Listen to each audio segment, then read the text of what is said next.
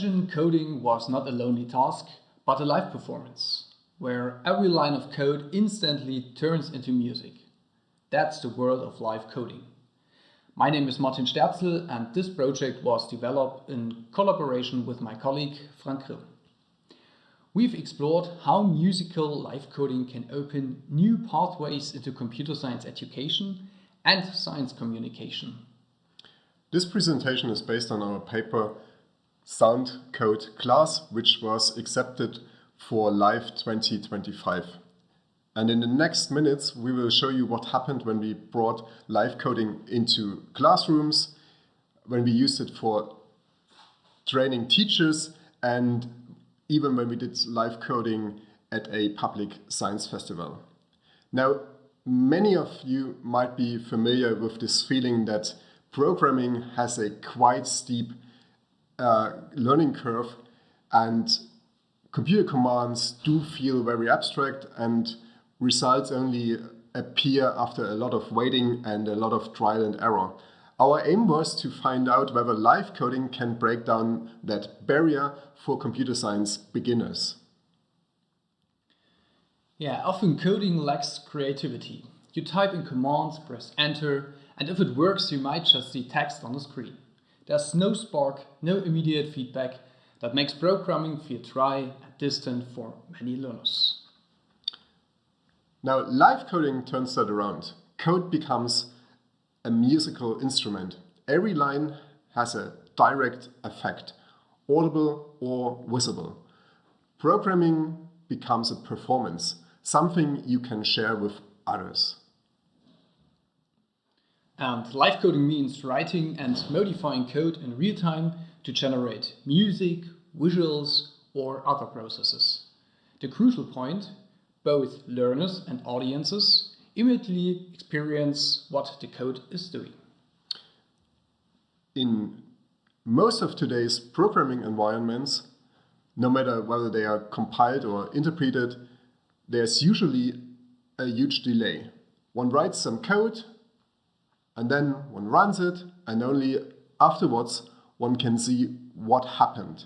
In live coding, there is no such delay. You hear or see the results immediately, and you can adapt in real time. And to explore this potential, we tried out 3 very different experiments with students, with teachers, and with a public audience. These experiments were a 90-minute coding sprint with 11th grade students, online and in-person workshops for teachers, and an interactive booth at the Lange Nacht der Technik in Zwickau. This diversity allowed us to test live coding in very different contexts.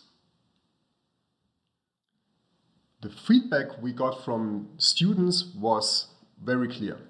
Live coding opened up computer science and an understanding for programming for many of the students. They could directly experience what their code was doing without any abstract symbols, but with just music. Yeah, and teachers highlighted the accessibility. Sterzel runs in the browser, there's no installation, no IT hurdles. But at the same time, they noted the syntax is complex, especially for beginners. This shows the need for simplified materials and stronger curriculum integration. At the local science festival called Lange Nacht der Technik here at Zwickau University of Applied Sciences, our booth became an interactive techno party, a so-called algorave.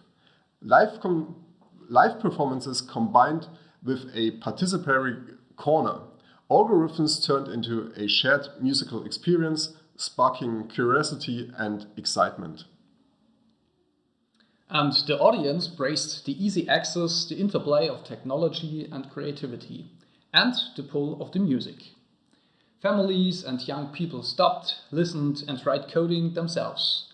But it also became clear we need to highlight the computer science aspects more strongly and strengthen the technical setup. So, why does this work so well for learning? Well, behind it is a clear pedagogical principle: learning by actively creating. We draw on Seymour Papers' concept of constructionism. People learn best when they build things they can share. Live coding brings that concept into computer science. Instead of abstract theory, learners create their own piece of music. And along the way, core concepts are conveyed: sequence, iteration, parameterization, abstraction. And now in Sterzel, these are not implemented as imperative constructs like loops or state changes.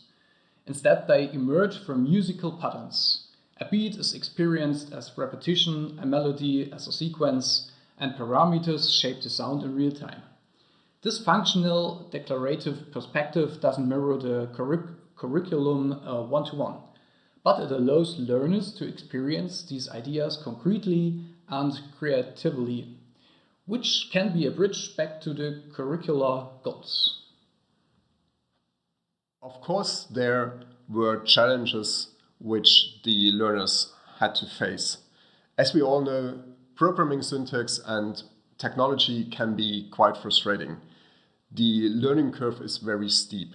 But live coding also creates creativity, a positive error culture, and low threshold access because of browser-based technology.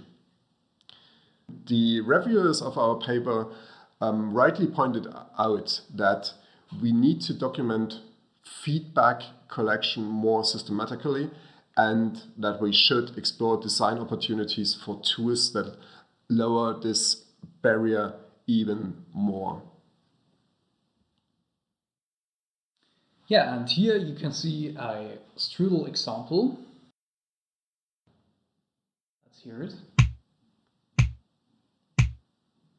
And yeah, you can see with just a few characters and a simple command, you can create a simple rhythm. And learners immediately hear how small changes shape the sound, and this instant feedback creates powerful aha moments. Now, we sincerely believe that live coding can grow from niche to mainstream, not only in art but also in education. It connects technology with creativity and reframes coding as a cultural practice.